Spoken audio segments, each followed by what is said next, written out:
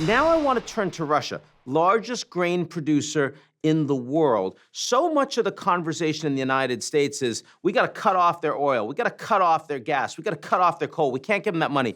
I don't see anybody saying we got to cut off their food because we need their food. I don't mean the Americans, but poor people all over the world who are relying on food production. What do you do when the country that's engaged in the war crimes is also absolutely essential to the supply chain for the poor people's food on the planet?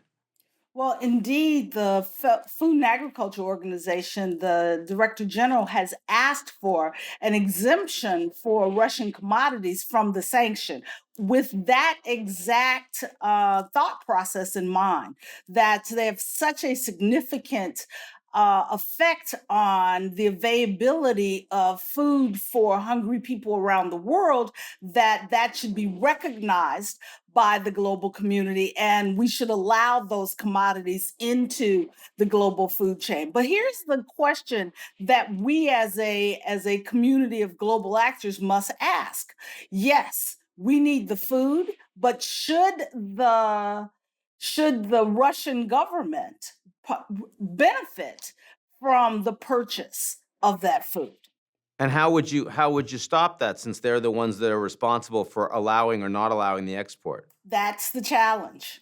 That's the challenge. It's that true conundrum of, should I allow the most vulnerable, particularly because that's who's affected with high food prices, should I allow them to go hungry because I don't want to financially benefit the Russian government? And that's the question that leaders of the Security Council must make in making that final determination about the access to Russian food. Because here's the reality: if the Security Council says no, the non-aligned countries whose support you need to ensure the continuance of a global order that prohibits this type of behavior, you can't ask for their support for a political issue when their people are starving. And you certainly can't do it when the Europeans are much wealthier and they're actually paying the Russians to get their energy. That is as they say, the elephant in the room. How do you say that it's okay to exempt the gas for Europe, but not the food for the global South? Whether we're talking about the pandemic, or whether we're talking about climate change, and now we're talking about food, these global crises, and we kind of know who's taking it on the chin. It's the poorest countries in the world, and countries that through 50 years of globalization had hoped that they were going to be doing better over time now feels like it's crisis after crisis after crisis. How is the United States, how are the wealthy countries going to maintain any level of trust and alignment with these poorer developing countries through the kind of crisis that we are talking about right now? Well, that's a really thorny but vitally important question.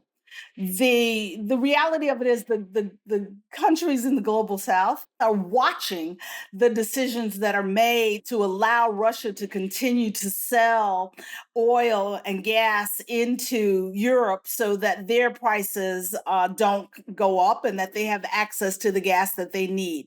While at the same time, we are suggesting that they sacrifice their access to food when we do not allow for an exemption from the sanctions for Russia to sell food to those countries, when their people cannot afford the higher price food. And many of these countries are continuing to reel financially from the investments that they made in supporting their people during COVID. So their debt levels are quite high, their finances are quite low, and now they cannot subsidize and support the cost of food.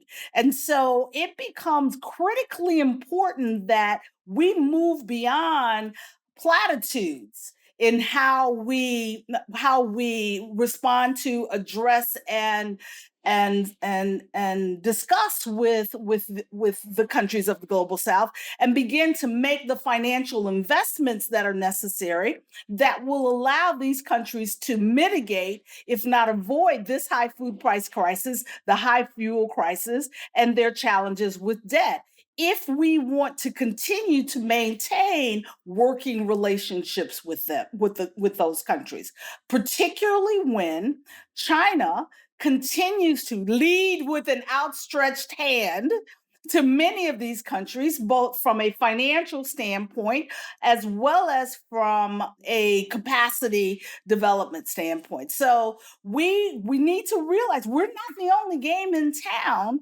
that that is in conversation with the leadership of countries that have historically been good partners and friends with the United States and the Western world, but they live in the reality of needing to meet the immediate needs of their own people.